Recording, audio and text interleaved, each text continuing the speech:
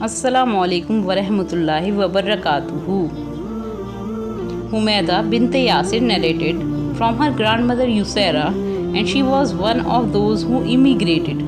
She said, "The Messenger of Allah sallallahu alaihi wasallam said to us, hold fast to At-Tasbih, that is Subhanallah, At-Tahlil, which is La ilaha illallah, and At-Taqdis, that is Subhan al-Malik al-Quddus, and count them upon the fingertips, for indeed they shall be questioned, and they will be made to speak.